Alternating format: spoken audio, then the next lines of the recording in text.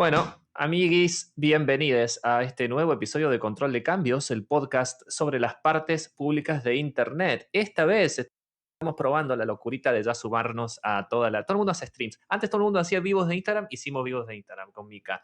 Ahora Sí. todo el mundo hace streams, ahora hacemos stream también. Así que acá estamos probando un sistema, sepan disculpar los horrores y lo feo que se ve, pero, o sea, se ve bien y se escucha bien, pero el graph es tremendo. Si vos, Miguel, con el enlace que te pasé para que veas cómo está saliendo en vivo, ¿ves Hay un el enlace. diseño gráfico horripilante que puse Esto, ahí Javier, atrás? pero estoy preocupado, Javier, porque yo no veo que acá diga que eso está reproduciéndose. Espero que se esté reproduciendo. O sea, espero que estemos enviando algo, porque no hay acá dice offline, standby, lo que sea. Ah, pues capaz que te pasé un enlace que no era. A ver. No, pero digo acá de mi lado, ¿no? De mi end. Sí, no sé. Es que yo estoy lo viendo, cerré porque me asusté. Okay. Yo lo estoy viendo bien, Pensé que se había así perdido. que vamos a ver qué tal. Claro, Bueno, se ve oscurito, dale, se ve como empezamos. apenas una transparencia que dice control de cambios atrás. Ok, Matt Black, ya. Vamos a trabajar en uno mejor, Javier, para el próximo, no te Por preocupes. supuesto, así el diseñador gráfico de este grupo sos vos, así que es el autor de nuestro logo, claro, todo, ¿no? Entonces, la persona menos creativa de los tres. Yo puedo hacerlo si quieren, o sea, hácenme las especificaciones de fondo. No, la verdad que yo no lo podía decir, pero cuando me llegó el mail de admisión, que en realidad es la invitación a ser affiliate, literalmente me caí de rodillas en el piso de mi casa, estaba sola y lloraba, porque es como muchos años de pasito a pasito y siempre quise estar. Así que nada, la otra vez alguien me preguntaba, decía, ¿cómo te ves de vieja? No sé qué, y yo decía, yo me veo viviendo en un campus de una universidad, dando clases, tipo, y nada, haciendo la vieja estrafalaria en la universidad. Pero es... La Universidad de Harvard tiene un centro de investigación de tecnología, y antes era tecnología y derecho, y ahora es de tecnología y sociedad en general, que se llama el Centro Berman Klein, que es uno de los centros más importantes del mundo que investiga este tema hace 20 años, no sé. Y Micaela, desde este año académico que empezó en septiembre, es una investigadora afiliada a este centro junto con un montón de gente de todo el mundo, para desarrollar. Me imagino que en el contexto de tu periodo vas a desarrollar un proyecto de investigación en particular, algo así. Sí, el proyecto, digamos, que yo había presentado está vinculado con mapear las tendencias alrededor de Biogen Policy. Tengo ahí algunas ideas de cómo hacerlo, porque mi idea no es que sea solo un producto escrito, sino que sea algo como más consultable y participativo, así que bueno, hay que darle forma a eso, pero está vinculado como... Me gusta mucho porque la gente con la que fui interactuando, siento que somos todos muy renacentistas en el sentido de que todo el mundo tiene como distintos sombreros. O sea, y hay mucha gente con muchas inclinaciones artísticas, yo las tengo, y creo que acá las voy a poder como sacar un poco más todavía para afuera, pero mi idea pivotea obviamente por el lado de mis intereses, que es propiedad intelectual y copyright, videojuegos, inteligencia artificial. Y el proyecto general es en relación a Video Game Policy, pero tengo también ahí temas que, digamos, en carpeta para investigar intelectual, que me interesa hacerlo en relación al streaming, a marcar, y esto es, yo no sé, soy la discípula de Lessig, él no sabe todavía que soy su discípula, pero soy su discípula, pero bueno, me admiro muchísimo el enfoque que tiene Larry Lessig sobre cultura y sobre cómo deberíamos modificar las leyes de copyright para que la cultura florezca. Y también tengo una intuición de que eso va a ser la tarea de las generaciones que vienen, millennials para adelante, donde en algún punto las normas van a terminar cayendo en desuetudo, ¿no? O sea, como que va a tener que haber un ajuste porque el divorcio entre cómo se regula la propiedad es muy grande en relación a los usos y costumbres de cómo se comparte la cultura. Y bueno, y la tesis que terminé ahora es sobre creatividad computacional, que tiene que ver si las computadoras pueden crear o no arte, y por ahí todo el lado de la beta artística. También, esto ustedes no lo sabían, pero empecé a practicar live coding con Hydra, que es una plataforma para hacer, también es como un poco de arte audiovisual. Y la idea es como explorar un poquito eso, los racionales detrás de qué pasa si permitimos que las obras creadas por computadoras se registren en el sentido no creadas con computadoras, sino con unas computadoras como herramientas, sino si eventualmente hay un dispositivo que puede autónomamente generar todo el tiempo obras. ¿Cómo influiría eso en el dominio público? ¿Cómo influiría en las áreas libres para que podamos seguir creando? O digamos, si le vamos a otorgar protección a eso, que puede ser creado en una escala masiva durante todo ese tiempo que tienen las protecciones actuales de copyright, ¿cómo influye con cómo se va a terminar achicando el dominio público, en definitiva? Así que bueno, es como todo un poco eso es el Interesante. panorama. Y dime, ¿por qué le dicen áreas negativas de los derechos de autor? ¿Será, por ejemplo, pienso en el streaming y sabes por qué es un área en donde, aunque en teoría se aplican las normas de derechos de autor, es muy difícil supervisar su cumplimiento, etcétera?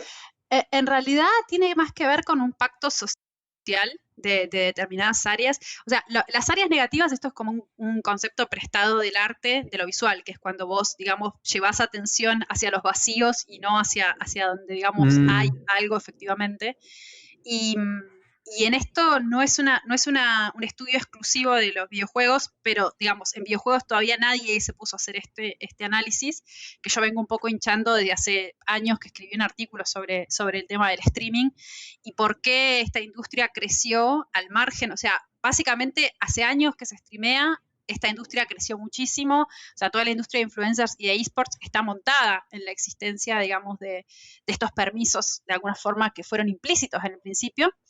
Y la idea es cómo mostrar qué pasa con este criterio economicista de que dice que si vos no recompensás a los creadores no se crea, y cuando la realidad acá te está mostrando que es completamente diferente, que cuando hubo una especie de acuerdo tácito entre los publishers y las empresas de permitir un uso sobre sus propiedades intelectuales que de otra forma hubiera estado considerado una infracción, o sea, cómo esa, digamos, laxitud permitió el crecimiento de una industria gigante y a su vez, para el lado de los publishers, el beneficio de, por ejemplo, reducir costos en marketing. Entonces, como hubo un win-win. Son circunstancias muy particulares, pero es interesante porque hay otras industrias como el tema, por ejemplo, del tatuaje, el tema del graffiti, las recetas, la moda. O sea, Sí. tantas áreas, digamos, que no. Pero es que ahí, por ejemplo, es distinto, porque el tatuaje es distinto. La moda, por ejemplo, o las recetas, no están protegidas por la propiedad intelectual. Sí están protegidas. Las recetas no. La expresión escrita de las recetas, pero digamos, la idea detrás de una receta no. Igual la moda, ¿no? O sea, si tú dibujas el diseño o las fotografías, eso sí está protegido. Pero, digamos, la idea de un saco, la idea de una falda, no. Pero, es una cuestión súper hermosa como para estudiar con sociólogos, antropólogos, nada, hay cosas súper interesantes ahí como para... Y lo que decía, que a mí me parece que va a cambiar mucho, es que las industrias creativas tradicionales tienen como toda esta presión súper fuerte de restringir, y si vos agarrás, yo por ejemplo estaba releyendo Remix de Larry Lessig, que estaba escrito en otro tiempo. Por ejemplo, Netflix todavía seguía enviando los videos por VHS en el momento en que se escribió ese libro. Pero hay muchas cosas que se sostienen en relación a la cultura y a los nuevos usos que la cultura, digamos, una cultura en la cual vos no sos solo un consumidor, sino que sos un partícipe. Así que yo igual podría estar hablando horas de esto porque me fascina. Así que nada, Bueno, pero qué bueno, Mica. Esperamos que el fruto de tus investigaciones las continúes compartiendo con nosotros y con todas las personas que siguen el programa. Estamos todos muy contentos por este nuevo encargo que tienes. Estoy seguro que la vas a romper. Así se dice en Perú para decir que te vas a... Se entendió de vuelta. De pronto en Argentina significa que te va a ir mal, no sé.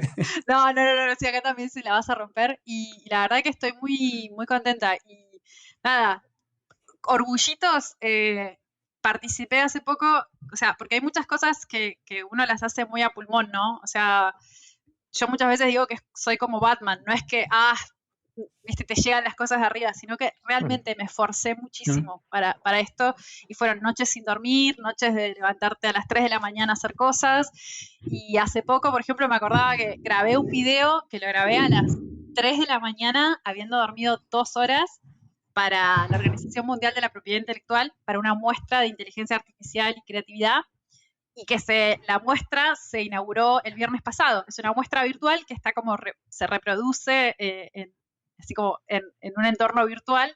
La entrada en Ginebra de de la Organización Mundial de Propiedad Intelectual. Entonces vos caminás por ese pasillo y es como si fuera una muestra donde hay pósters, pero bueno, hecha en este espacio virtual.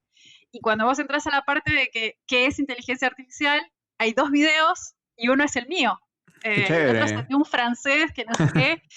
Y nada, yo me sentía muy mal porque digo, con mi pobre inglés, que muchas veces entre los nervios y qué sé yo, y el cansancio, pero bueno, está ahí. Y cuando vos entras a los créditos de la muestra, está, por ejemplo, dice, bueno, créditos, no sé qué, el primer nombre, que es el de esta persona, pobre que no me acuerdo de su nombre, yo, y abajo dice Refika Nadol, que es como el artista que más admiro de inteligencia artificial en el mundo. Y es como, está mi nombre y al lado, y me sentía como Mike Wazowski de Monster Inc. ¿Viste? Cuando dice, estoy en la televisión. Así que nada, no sé, es muy nerdo lo que cuento, pero para mí es un súper orgullo.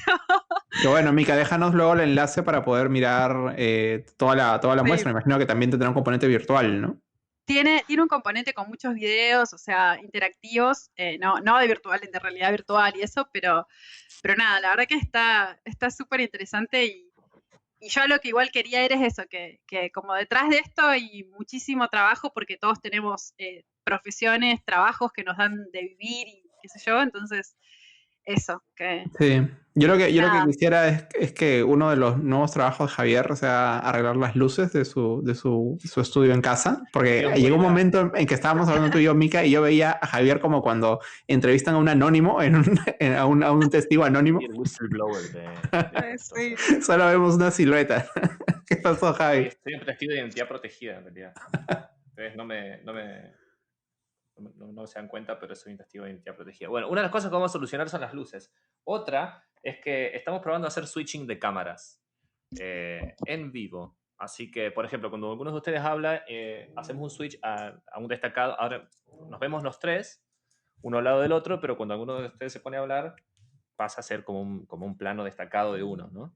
Pero mirá vos. Pero para hacer eso me parece que hay que configurar las fuentes de audio aparte. Entonces, estoy viendo cómo hago para que cuando pase eso no quede muteado los demás. ¿Me explico? De manera que cuando se está hablando los demás podamos meter comentarios y cosas chistosas, ¿no? Pero de a poquito vamos a ir llegando a... Bueno, darle la mano. ¿de qué tenemos que hablar hoy, Javier? Hoy- Mica, ¿cuál es el problema de Internet que tenemos que resolver esta tarde? El problema de Internet, que es la famosa balcanización de Internet. ¿Se acuerdan que se hablaba de eso cuando nosotros éramos chicos? O sea, yo siento que la Sí. gente amenaza que eso va a suceder The hace Water muchos años Gardens. y yo sospecho que ya sucedió, pero no sé. Definamos la balcanización de Internet. Ok, ¿quién quiere definir? Vos, Miguel, me parece eso es más indicado. A ver, Ya voy, hablé un montón. voy a tratar de definirlo de la manera más corta posible. La balcanización de la Internet es una metáfora que se utiliza para referirse a la situación en la cual, conforme va creciendo Internet, cada vez más los espacios sociales de interacción y los espacios de intercambio de información, en lugar de conectarse todos unos contra otros, se conectan, digamos, de manera cerrada, de manera endógama, ¿no? Entonces es como si todos viviéramos en una sola ciudad y en lugar de todos interactuar en los espacios públicos de la ciudad, empezamos solamente a interactuar con las personas que viven en nuestro edificio, ¿no? Entonces vivimos en una ciudad, pero realmente no vivimos en la ciudad, sino solo vivimos en ese edificio. Entonces la balcanización de la Internet es esta metáfora que se utiliza a menudo como un comentario sobre cómo el crecimiento de Internet y sus estructuras de una u otra manera termina debilitando el libre intercambio y el libre flujo de la información, para bien o para mal, ¿no?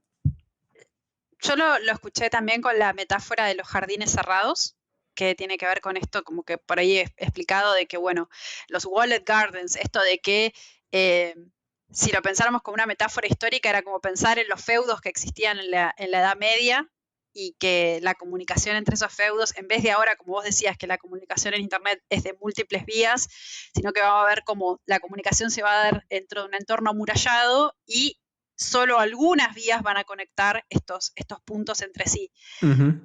Lo cual es interesante porque justamente uno de los principios de Internet es que la arquitectura de Internet está diseñada para interpretar la censura como una falla técnica y sobrepasarla y tratar como justamente de reparar las conexiones para que sigan siendo múltiples. Pero esta cuestión de la plataformización de Internet, que es el hecho de que de repente vos cada vez más podés hacer más cosas, no sé, por ejemplo, querés consultar qué película están dando, y antes vos googleabas y el buscador te llevaba a la página del cine, vos ingresabas a la página del cine y era como que ibas saliendo de un sitio. Pero ahora en el mismo buscador te aparecen los resultados de esa información contextualizada, ¿no? Entonces seguís estando dentro de esa plataforma. Cómo las plataformas tratan de traer la información dentro de la plataforma para que vos no te vayas. Entonces seguir como poniendo esas murallas.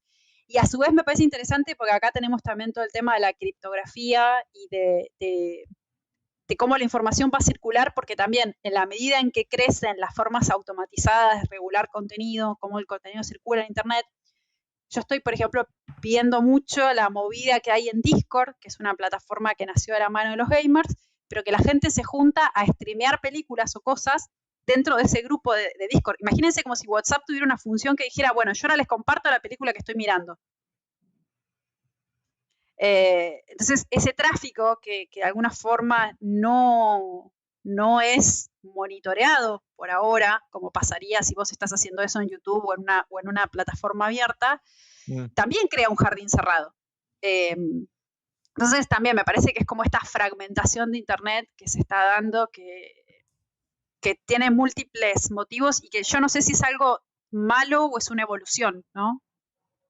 Sí, pero ¿por qué eso era un problema? ¿Por qué lo ha mencionado Javi?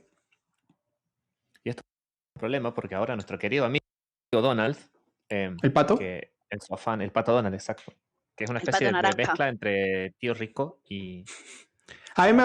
Supuestamente han habido, tú sabes eso, Mika, hay nuevos capítulos de DuckTales, ¿no? De Pato Aventuras. Hay nuevos capítulos que la gente estuvo muy hypeada por eso el año pasado, o sea, de la serie cómica de el tío rico McPato, Uncle Scrooge y Hugo, Paco y Luis. No sé cómo se llamaban en Argentina. De pronto en Argentina no se llamaban Hugo, Paco y Luis. Porque en otros países se llamaban distinto. Pero es Huey, Dewey y Louie. En los cómics sí se llamaban así. Los cómics que yo tenía. Han sacado nuevos episodios. Y la gente estaba bien emocionada, pero no los he visto. Bueno, continuamos hablando de los capítulos. Odio a Disney, así que por una propiedad transitiva de su cultura sobre la propiedad intelectual del viejo Disney congelado. Creo que ya les conté la de Frozen y Disney, ¿no? ¿Se los dije alguna vez? ¿De por qué la película se llama Frozen? No, por favor, decime que tiene que ver con el viejo congelado. Obvio. Cuenta la leyenda de que la gente buscaba sobre el mito de si Disney estaba congelado o no. Entonces, una de las búsquedas frecuentes era Disney Frozen. Entonces, al ponerle Frozen a la película, lo que haces es manipular el SEO para que ahora refieran los resultados a la película y no si el viejo está congelado. Nunca había escuchado la teoría de que Walt Disney, o sea, no está enterrado, sino está congelado criogénicamente, una cosa así. ¿Nunca lo habías escuchado? No. Es como es uno de los rumores de internet. De hecho, acá en Argentina tuvimos... Miguel. Es viejísimo. ¿Ah, sí? Sí. Es como que no se llegó nunca a la luna o que Elvis vive, claro. digamos. Ya todos, o que Paul McCartney está muerto, pero claro, no conocía la de Walt Disney. No, la de Walt Disney es viejísima y de hecho acá en Argentina tuvimos un cómic que también le pido a la gente que nos deje en los comentarios quién leyó ese cómic, pero Javi se está riendo porque lo debe haber leído. Cazador, que era un cómic absolutamente nefasto de Argentina y tenía un capítulo donde Cazador iba a Disney y nada, pasaban cosas. Pero básicamente yo me acuerdo que lo tuve en la escuela secundaria, lo había comprado y me lo incautaron y se lo quedaron. Porque era nefasto. Pero incautaron. Desde ese momento, Mika, tú ya eres una luchadora por la libre circulación de la información. Sí, totalmente. Es parte de tu origin story. Cultura libre. Pero sí, me acuerdo que tenía una frase que era tipo abortito de Satán. ¿Pero por qué no les gustaba? ¿Porque era grosero o porque estaba en general prohibido llevar? No va a decir aborto o abortito o algo. No, era terrible. Aparte era hiper misógino, era un espanto. Nada. Siento que ahora tengo que buscar esto. Sí, pero bueno, la gente le pido que por favor deje sus anécdotas, si tuvieron Cazador, si lo leyeron, que nos dejen las anécdotas abajo de los comentarios del video. Pero sí, iba a Disney. Pero bueno, la cuestión es que la historia de la propiedad intelectual y Disney y cómo se manejó Disney en relación también a alguien que lo ayudó a cofundar Disney, para mí es persona non grata. Entonces jamás fui a un parque de Disney. Me tienta la de Star Wars, pero nada, no sé, le tengo mucha repulsión al ecosistema Disney. Tiene sentido. Bueno, si quieren retomo la historia de por qué estamos discutiendo la balcanización, o como ahora le llaman, Sí. siempre hay una palabra nueva, ¿viste? Ahora era la Splinternet. Bueno, Splinternet, no las tenía esa, pero me suena el La maestro internet Splinter de las dividida. tortugas ninjas. claro, la Internet dividida entre Estados Unidos y China, digamos. El tema es este. Hay una preocupación por el uso de datos y la forma en la que se gestionan los datos personales de los usuarios de TikTok, que es una plataforma de videos que ustedes por ahí lo conocen, la gente más joven la conoce, los viejos como nosotros por ahí no tanto, pero es una plataforma en la que mucha gente, mayormente adolescentes, pero otra gente también, sube videos sincronizados con clips musicales, ¿sí? Clips cortos de música. En algunos casos, esos clips cortos son el audio del propio video. Y parte del chiste de TikTok es remixar esos clips de audio y recrear memes, justamente, pero que sean auditivos, de manera que uno pueda reproducir ese pedacito de audio con una nueva morisqueta, un nuevo chiste o un nuevo baile. En realidad, en un momento era muy, muy, muy con los bailes la cosa. Ahora se convirtió en una plataforma que tiene toda clase de usos, ¿verdad? Pero el fuerte es ese, es el de bailar, cantar o sincronizarte con el audio de un video que otra persona haya subido antes e ir resignificándolo a través del baile, del chiste o lo que sea, ¿no? Es una especie de ejercicio de remix permanente. Esta plataforma que está buenísima, de hecho sea de paso, porque siempre aparecen grandes creadores muy graciosos que hacen cosas buenísimas o gente muy talentosa. Al ser de propiedad de una empresa china que se llama ByteDance, generó esta suspicacia, ¿no? De, bueno, que si esto está controlado por China, y como ya sabemos nosotros, hay grandes sospechas de que las empresas chinas de Internet tienen acceso a, digamos, que las empresas chinas de Internet están muy relacionadas al gobierno chino, ¿no? Y que el gobierno chino, a través de ciertos poderes que tiene, como la ley de ciberseguridad china, entre otras, tiene derecho básicamente a ir a tomar información, datos, etcétera, ¿no?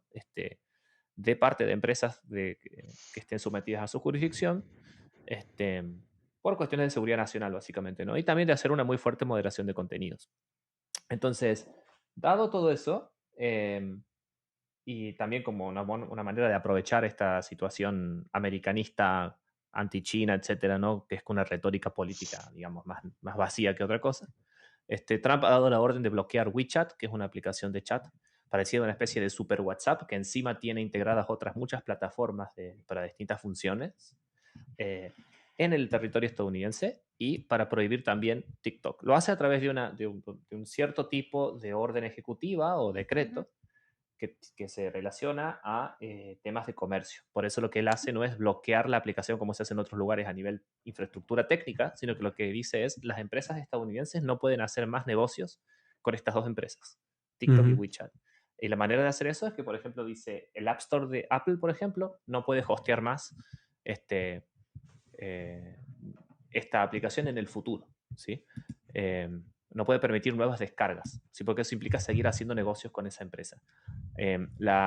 Por ejemplo, las CDNs, las IXP o ese tipo de operadores de infraestructura que hacen que los servicios funcionen rápido y bien, básicamente, no pueden prestarle servicio a estas empresas en Estados Unidos. Entonces, técnicamente se puede seguir accediendo, pero esos accesos van a ser lentos, en distintas medidas, inclusive van a ser difícil de usar la aplicación, y no se puede hacer nuevas descargas, y además tampoco se pueden hacer nuevas actualizaciones de software porque las nuevas descargas también están prohibidas.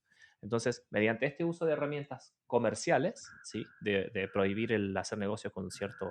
Piénselo como una sanción, como las sanciones comerciales, bueno, una cosa así. Se hace este tipo de prohibición. Y después la propia orden ejecutiva o decreto dice que si esto no se logra, que esto no es perjuicio, que este tipo de medidas no son tomadas en perjuicio de otras que puedan tomarse en el futuro para asegurar el cumplimiento de estos bloqueos. Entonces ahí empieza uno a preguntarse sobre el famoso shutdown, ¿no? De la aplicación en particular. Entonces eso es lo que nos generó esto, la última de Trump. Y por supuesto nunca falta el caído del catre, que es una forma también muy argentina de decir la persona que se equivoca muy fuertemente, que festeja este tipo de cosas, porque dicen, aquí está la soberanía tecnológica siendo aplicada, ¿no? Cuidando los datos de las personas. A veces hace falta bloquear. India, por ejemplo, ya ha bloqueado varias aplicaciones chinas, también por problemas geopolíticos. Nosotros pensamos que es una medida totalmente excesiva, que no debe naturalizarse jamás, ni siquiera por la protección de los datos de los usuarios, especialmente porque hay otras medidas menos restrictivas. Tal es así que un juez, hoy o ayer, una jueza federal de California, en base a qué es, sí. bueno, dio lugar a un pedido de suspensión de esta orden, de los efectos de esta orden, por parte de una asociación de usuarios de WeChat. Así que bueno, eso Yo puedo añadir algunos condimentos. Condimente. Condimento. Hasta donde tengo entendido, el ground de la orden es una orden que es vieja. O sea, la base legal. La base legal que implicaba revisar amenazas de seguridad en relación a una amenaza puntual que, si mal no recuerdo, había sido decretada hace 2 años. Y como que ellos hicieron un nuevo análisis que lo hicieron extensivo a WeChat recientemente. Habría habido instancias administrativas previas de esa revisión, con lo cual también, porque también tenemos la cuestión de que hay una demanda abierta, que es la que vos contás un poco, Javi, de WeChat contra Trump en relación al perjuicio comercial que les causa esta orden y en relación a la revisión de la arbitrariedad o no de la medida. Y yo les voy a traer otro condimento, que es el condimento del chusmerío. Vamos. Pero bueno, hay, como decía Javi, en relación a TikTok, que es una plataforma súper vital y que ha crecido muchísimo. Obviamente hay mucha inversión detrás de esto por parte de ByteDance, que es una empresa china. Pero una de las cuestiones era la de los famosos TikTokers, de la que hablamos en la vez anterior, en nuestra última edición, si mal no recuerdo, de Control de Cambios, que contamos lo del Walk of Shame de Trump, que en uno de los rallies que él organiza, que supuestamente iba a ser como el rally que iba a patear y sopapear a todos los rallies, porque iba a tener la marcha del 1.000.000 de personas, sí, en un estadio, si mal no recuerdo, en Tulsa.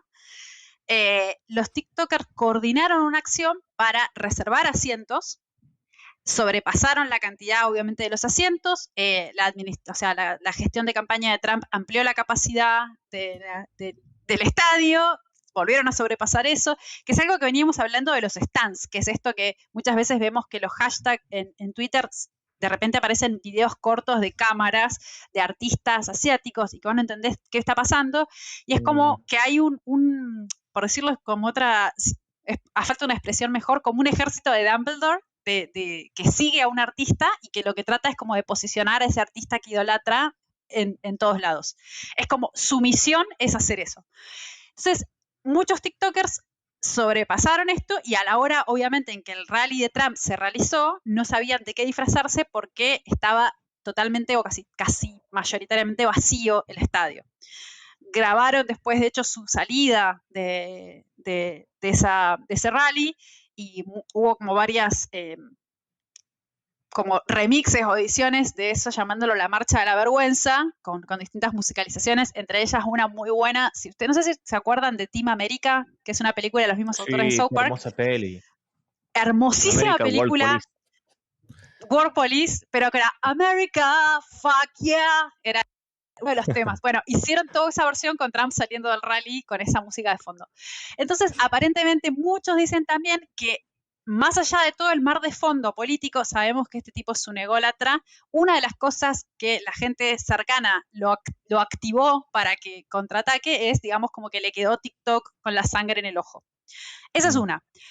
La segunda, que es un análisis que yo traigo del lado de otra de las grandes peleas de Internet, que tiene que ver con, si ustedes vienen siguiendo la novela entre Epic, Apple y Google. Buen tema también. Después tenés que actualizar en qué estado está esa causa. Es un quilombo, todos los días hay una cosa nueva. Pero básicamente, como para dar una cuestión resumida, el CEO de Epic siempre estuvo como muy disconforme con el porcentaje que cobraban los marketplaces sobre las obras que se ponían ahí y se distribuían ahí, que era de un 30%. De hecho, en un momento vieron que nosotros la distribución de videojuegos en computadoras siempre estaba gobernada por Steam, y de repente salió el primer competidor en muchísimos años, que fue el Epic Store, ¿sí? En parte era eso, decir, no, porque si Fortnite se vende solo, básicamente vos no me estás dando un servicio de decir, te estoy poniendo una No hay un valor vitrina donde añadido, vos podés, claro, sí. claro, donde vos pones tu producto. En realidad, mi producto vale por sí solo y se vendería en donde fuera. Entonces, esa misma dinámica se replica en los marketplaces de Apple y de Google para los mercados de Android y de los usuarios de iPhone. Es decir, si Fortnite es una killer app, ¿por qué te tengo que dar el 30% de las compras que se hacen si, digamos, en definitiva esto se vende solo?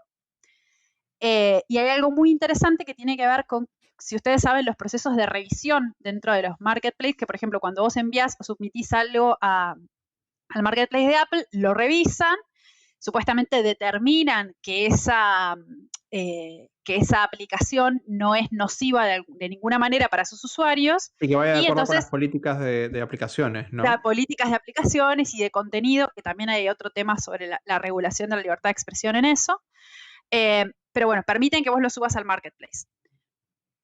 Entonces, cuando Epic sube al marketplace una de sus últimas actualizaciones, dentro de eso estaba el código de lo que se llama un hotfix, que es que una vez que ya era como un caballo de Troya, por decirlo de alguna forma, una vez que estuvo dentro del marketplace, ellos habilitan esa función que lo que permitía era como hacer un bypass a las formas de pago del marketplace de Apple y comprar directamente en Fortnite. Entonces, si vos comprabas directamente en relación a Epic, te salía un 30% menos que si vos comprabas a través de las formas habilitadas de pago por Apple.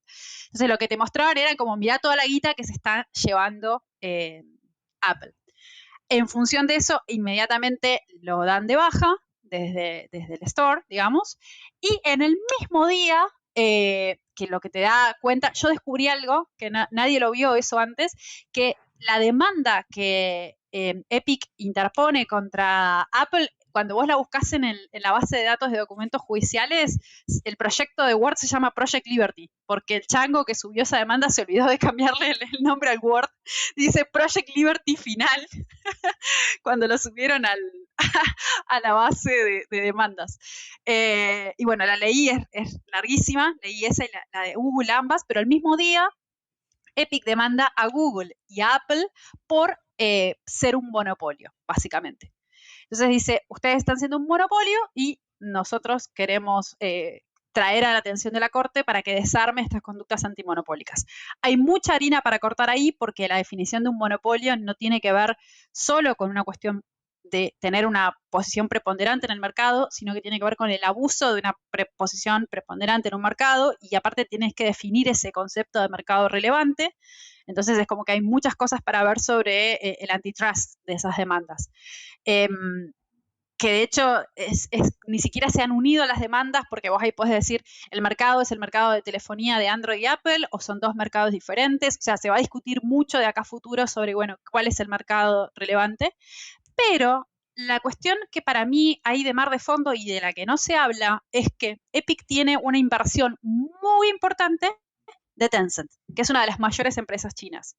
Y esta movida vino después de la movida que está contando Javi de WeChat, ¿sí? Entonces, yo una de las cosas que decía, lo escribí públicamente en Twitter hace bastante, pero que dije, una de las armas más poderosas del arsenal norteamericano jurídico es la legislación antimonopólica.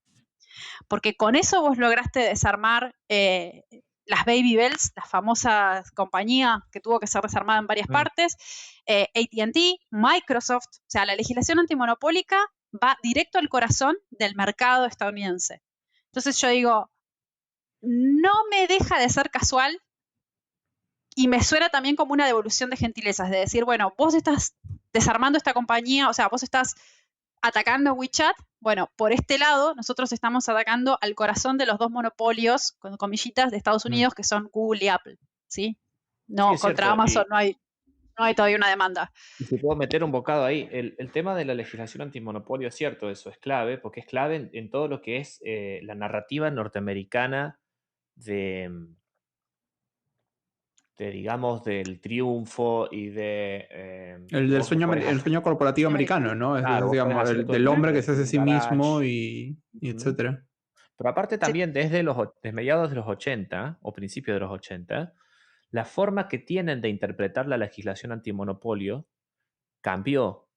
Y eso estuvo también en el corazón del nacimiento de las empresas de Silicon Valley, como las vemos ahora, con la excepción por ahí de Microsoft y aquel caso que tuvo, ¿se acuerdan? De antimonopolio. Pero esta idea de que la interpretación del daño económico se basa en el bienestar del consumidor y el bienestar del consumidor es solo precio, con productos que son gratuitos, esa idea, digamos, la estoy explicando mal, por supuesto, ¿no? De interpretación del derecho de la posición dominante, es como que queda inadecuada para este tipo de cosas, ¿no? Y honestamente, el propio ecosistema estadounidense tecnológico está sufriendo esta falta de competencia también, ¿no? Lo pueden ver en los escándalos varios, en que no hay ninguna opción de nada, ¿no? Ni siquiera para promover una idea distinta. Tiene que venir una app bancada por un gobierno, nada menos, ¿no? Si uno se pone a pensar en el tema de TikTok, Sí. como para poder decir, bueno, yo compito en este mercado, ¿no? Y eso que también están tratando asquerosamente de copiar funciones como Facebook hizo con Snapchat y ahora lo hace con ese Reels, Con que Reels es en un Instagram. asco, pero vomitivo, ¿no? A mí me llama la atención cómo, o sea, para volver al caso inicial del que estábamos hablando, de cómo ha amenazado con resolverse la situación. Bueno, es una historia que todavía está en desarrollo, ¿no? Pero al inicio, cuando o sea, se planteó esta situación en la cual de la noche a la mañana existía la posibilidad de que TikTok ya no pueda existir o ya no pueda existir como se conoce en Estados Unidos, empezó una guerra por ver quién compraba TikTok, ¿no? O quién compraba o toda la empresa o la operación estadounidense. Por ahí decían que llegó un momento, un fin de semana, acuerdan que iban a dividir TikTok Europa, de TikTok Estados Unidos, de TikTok China. Y a la final es una cosa que ha sido central en la conversación sobre qué implicaba la compra. Ha sido si es que se iba a otorgar una licencia o se iba a otorgar propiedad completa sobre el algoritmo de recomendación, que aparentemente el algoritmo de recomendación, en virtud de lo cual tú abres la aplicación y ves estos videos, te podrían gustar. Es decir, no necesariamente ves los videos de la gente que está siguiendo, que eso está en otra pestaña, sino ves esta recomendación de videos que podrían gustarte. Eso parece que es como la joya de la corona de TikTok, es lo que mejor hacen y no lo querían entregar a nadie. Y cuando Microsoft, que fue el postor más interesado en hacerse con TikTok Estados Unidos y TikTok Europa, se dio cuenta que no le iban a dar eso, dijo, bueno, ya esto ya no es mi problema. Y al final tengo entendido que lo que van a hacer es van a crear una empresa nueva en Estados Unidos que va a tener shareholders de China, pero también van a tener shareholders bien particulares en Estados Unidos como Oracle y Walmart. No sé qué va a hacer Walmart siendo un propietario de videojuegos.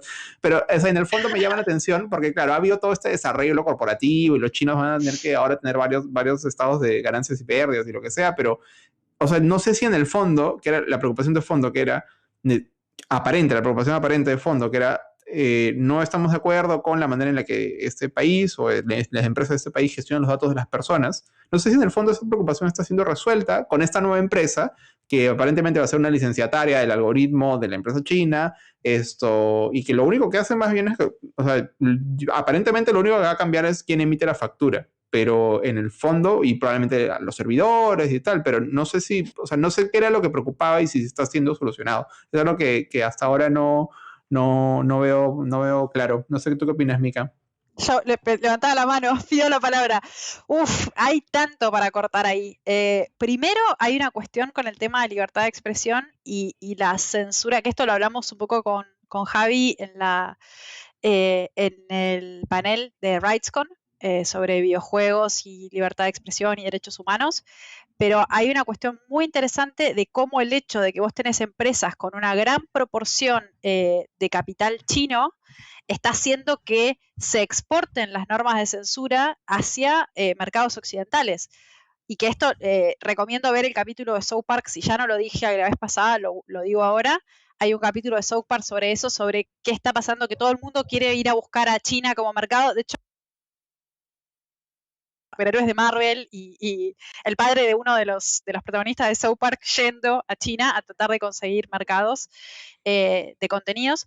Pero bueno, eso por un lado. Pero por otro lado, hay dos cosas que para mí son importantísimas. Primero, el resultado del juicio de Epic puede ser la piedra que cause como mucha dispersión en otro tipo de empresas.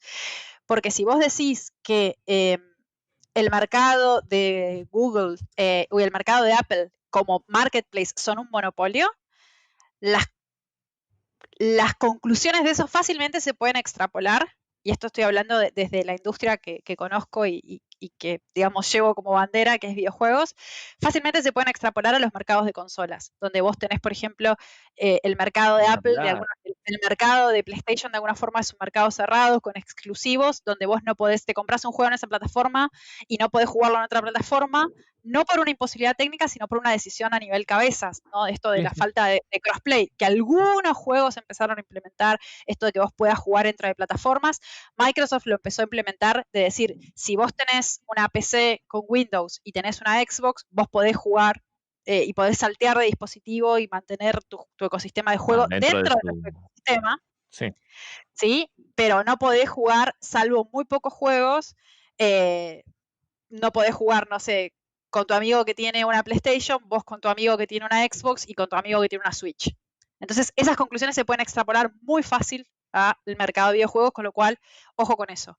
Y segundo, es que ya no solo empezaron a ver, lo de Epic se complicó porque, por ejemplo, Apple cuando banea a Fortnite, no solo banea a Fortnite, sino que lo hace extensivo a un montón de aplicaciones que tienen que ver con el motor de desarrollo detrás de Epic. Con lo cual, en algún momento, que eso fue parte de otra como mini demanda. El Unreal Engine. Exactamente, que lo bloquean ¿cómo se llama? Del mercado de dev kits, ¿sí? Entonces vos tendrías un montón de gente que no podría acceder a las actualizaciones para desarrollar aplicaciones con ese motor para Apple, lo cual era tremendo. Era la historia que uno de los principales usuarios del Unreal Engine, o sea, de este componente que se usa para hacer aplicaciones, era Microsoft, ¿no? Además. Exactamente, y por eso ellos emiten como una especie de comunicado de amigos, brief de amigos. Y claro, los de Microsoft estaban terminando siendo como víctimas civiles en esta guerra, ¿no? Entonces estaban peleando estos dos. Amigos, acomodemos esto porque yo estoy acá tratando de desarrollar Excel para el Unreal Engine y acá me están malogrando el negocio. Se escuchaba Why Can't We Be Friends de fondo. Pero la cuestión es que primero eso. Y la otra cosa que yo advierto y que ahora se está empezando a ver, y es como que cuando salió el tema del ban de, hice pelota el mouse, ahí está. Cuando salió el ban de TikTok, una de las cosas que se hablaba es que por los términos tan amplios de la orden, se iba a empezar a revisar las empresas que tenían participación china, ¿sí? Y acá tenemos un problemón, porque quiero confirmarles el dato. Bueno, no tengo acá el listado de Wikipedia. Exactamente, pero la organización, por ejemplo, Riot Games, que es el desarrollador de League of Legends y Valorant, bueno, entre otros grandes juegos, pero que es de los más conocidos y los más jugados, si mal no recuerdo, tiene un 100% o casi un porcentaje súper alto y mega mayoritario de ¿cómo se llama? De inversión de Tencent. Y a ver si podemos, voy a tratar de buscarlo en Wikipedia, la lista de participación de Tencent Holding. Pero dentro de la industria de videojuegos hay muchísimas empresas. O sea, Epic tiene una porción, claramente, de inversión de Tencent. Que en algún momento, si se acuerdan lo que había pasado con la NBA, que la NBA como que censuró a un técnico que había hablado en relación a China y que tuvieron que volverse para atrás. En el caso de Epic, ellos dijeron, no, nosotros no vamos a censurar nada, a pesar de que tenemos inversión china, bla, bla, bla, bla. Pero el tema es eso, es que ya empezaron, como decir, primero la orden era muy expansiva, o sea que estaba destinada supuestamente a TikTok, pero sus términos podrían ser aplicados, algo que el gobierno como que no había previsto, en relación a otro tipo de empresas, y ahora directamente parece que están por launchar una investigación. Riot sería la más complicada, pero tenés un montón de empresas de videojuegos. Ya acá encontré.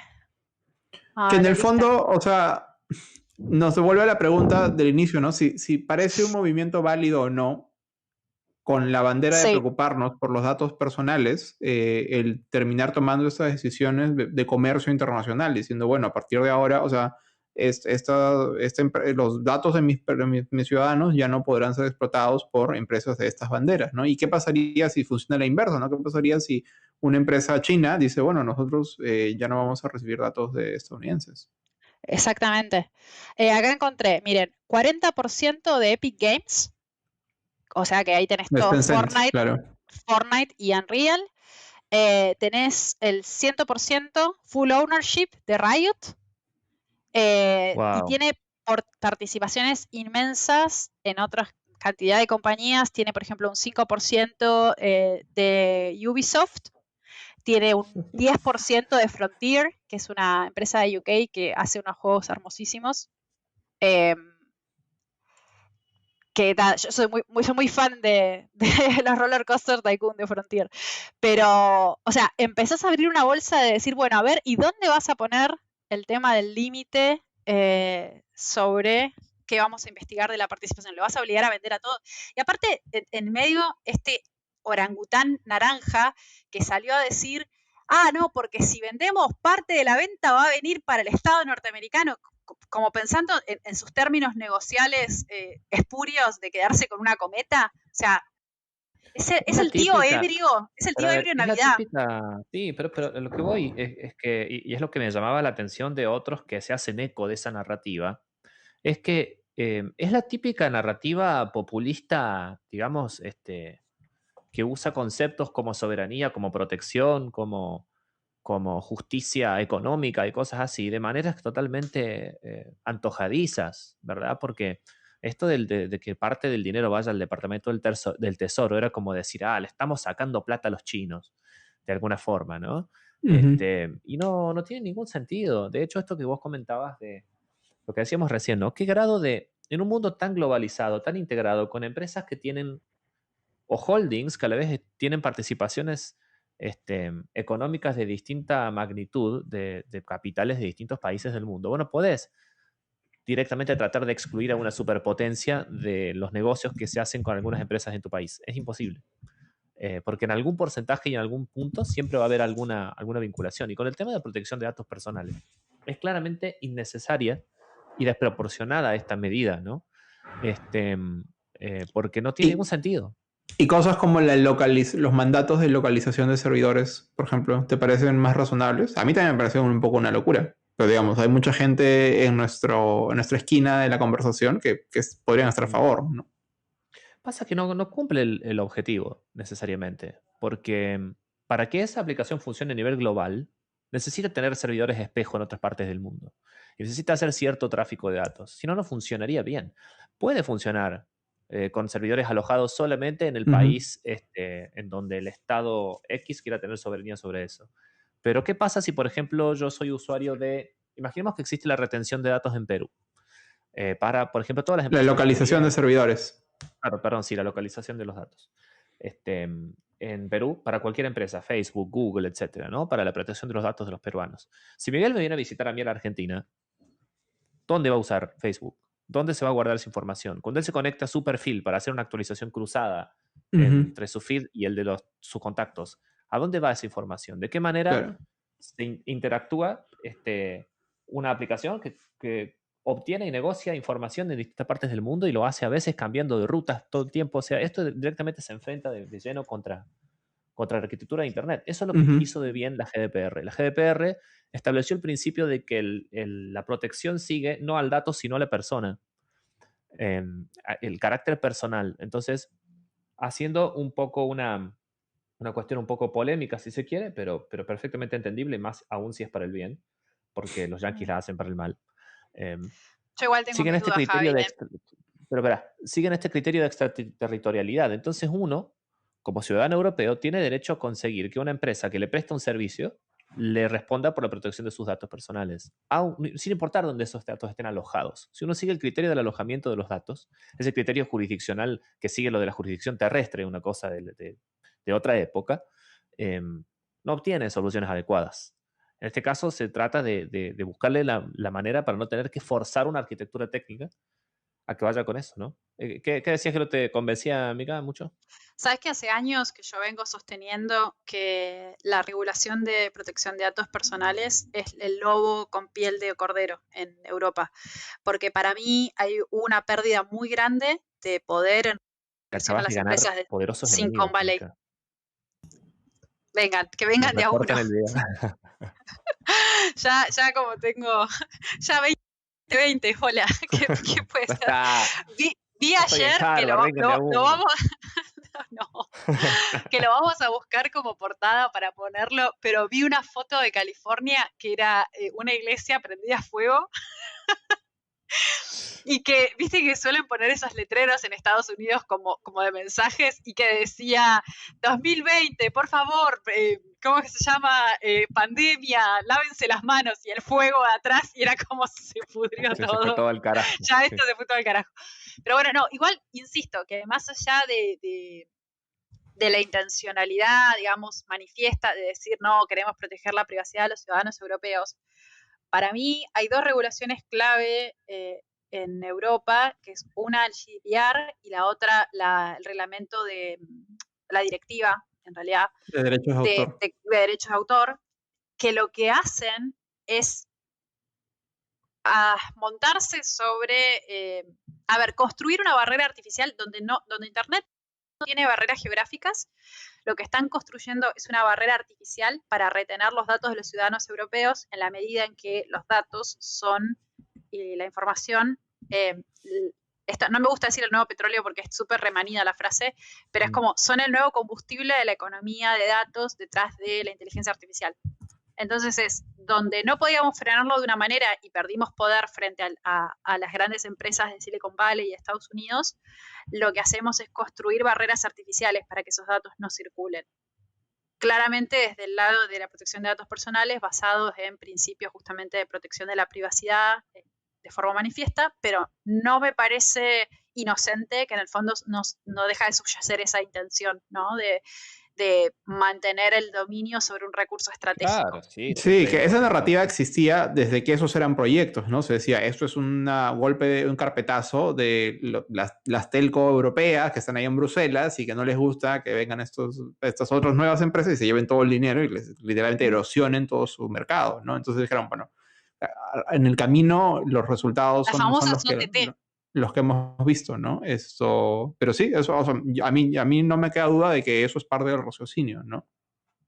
Sí, yo estoy, te digo, no lo había escuchado, sino que era muchas veces, es muy gracioso esto, pero yo salgo a correr y pienso cosas y de repente tengo como revelaciones y me acuerdo que iba corriendo por el parque y fue como, ¡oh! ¿Y si esto es todo por los datos? Y fue como, ¡oh!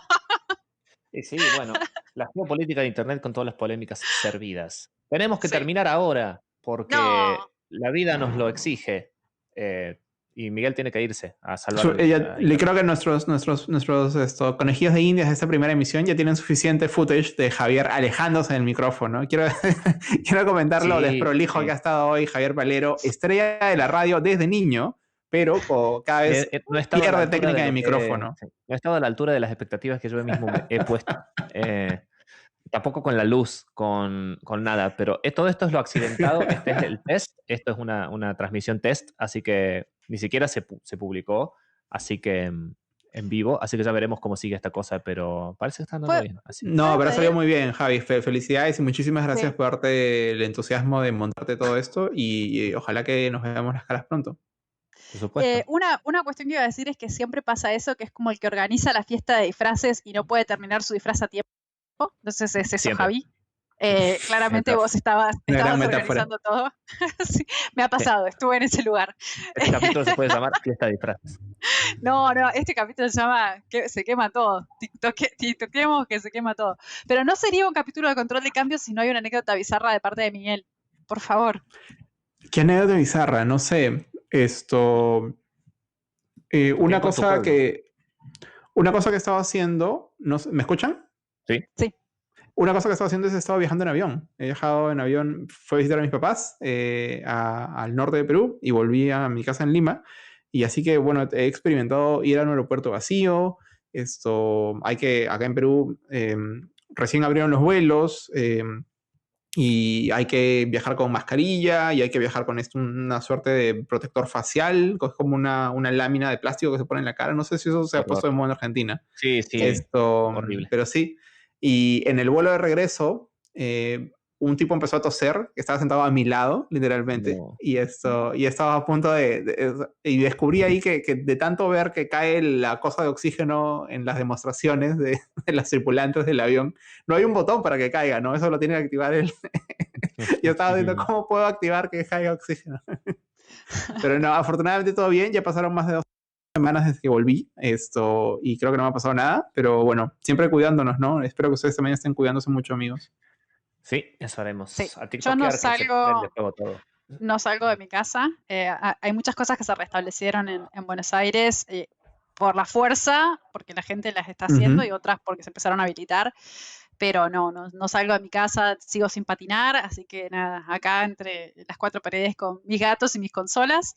Pero me quedé pensando en esto que decías que lo tenías al lado. Qué raro que no. Acá se estaban haciendo modificaciones, como por ejemplo para imponer la distancia social en los teatros, para que pudieran reabrir, entonces sacaban las butacas, sabía que en algunos vuelos era como que tenía que ser tipo un asiento sí, un asiento no, o sea, sacando la situación horrible de pandemia, no tener gente cerca para mí es lo mejor que me puede pasar en la vida. Desde ya era incómodo venir con una persona cerca, y bueno, acá se ha hecho todo eso, menos en la parte de los aviones, pero digamos, por la economía tan precaria que tiene la industria, no sé, local de aviones, y por el poder político que tienen, ¿no? Entonces, nosotros, si volamos, mira, ya hemos cancelado como 50 rutas, si volamos avión lleno, si no volamos, ¿no? Entonces... Claro. Sí.